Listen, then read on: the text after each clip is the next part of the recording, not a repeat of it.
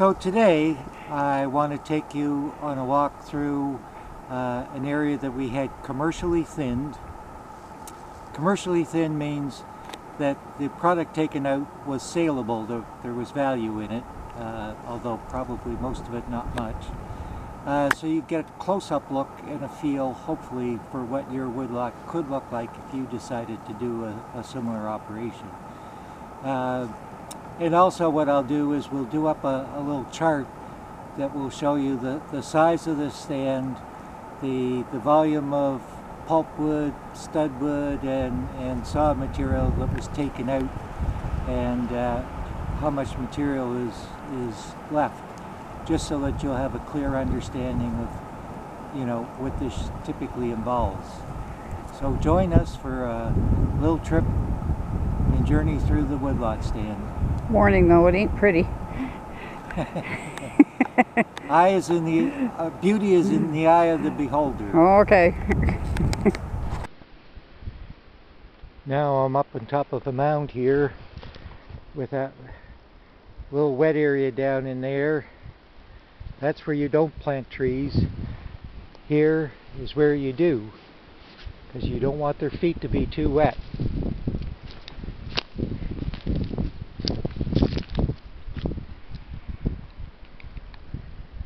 That's probably a Mother Nature, that white birch put down. May have been an accidental victim of the harvest, or who knows, but Mother Nature can be a bit messy herself, but there's no doubt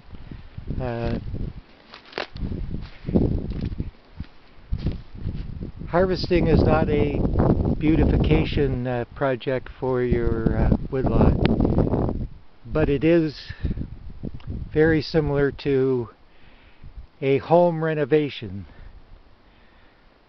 If you've ever gone through a major renovation like kitchen or whatever, you probably understand that first comes demolition, and things look pretty ugly during that stage, and then you get to the start to repair process, and after a few months or however long it takes to complete the project, ultimately you end up with a product that's significantly better than you started with.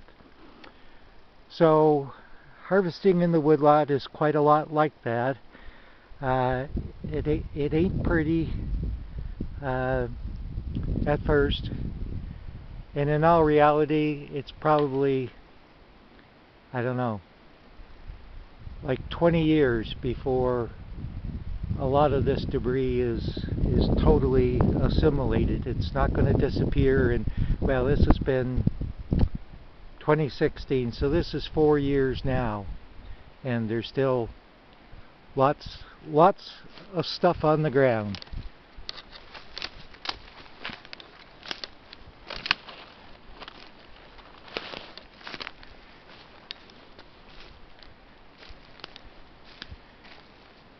So you definitely have to pick a path once you've had this kind of harvest, and even if you do it yourself, debris is debris. It's, you know, it's good.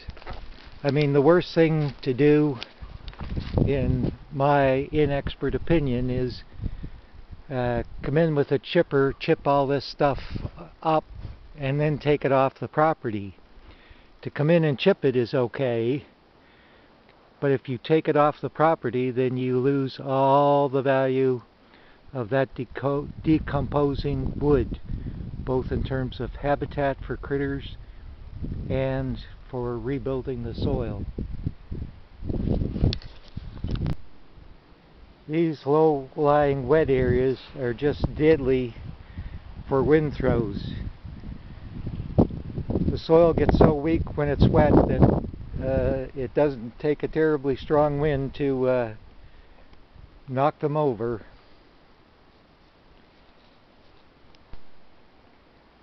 Not sure if you can see, but you can see two tracks of where the harvesting equipment, you know, left certain imprint on the ground.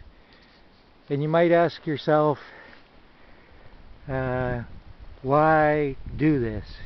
And that's a very good question.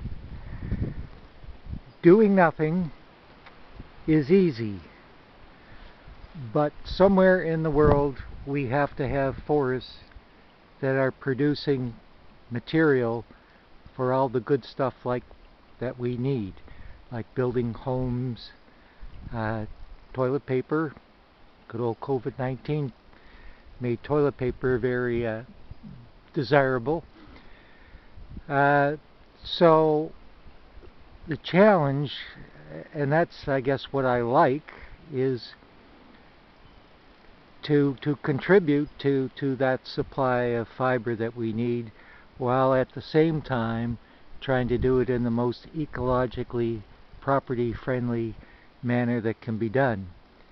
And I'll have to say, we're tentatively looking at 10 years down the road coming back into some of these areas and doing a bit more harvesting. And gotta be honest, I'm not sure I'm totally up for it. But again, that's the challenge, right? Try and do it right, or don't do it.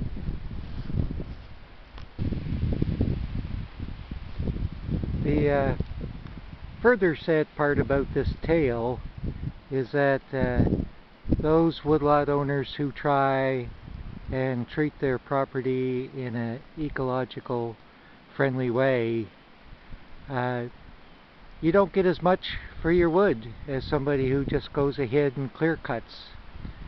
And that's because this going through and picking trees here and there and leaving trees standing is just not as efficient as coming in and taking the whole darn works. And so therefore we get paid less by being conscientious managers versus those who don't give a darn. Sad but true.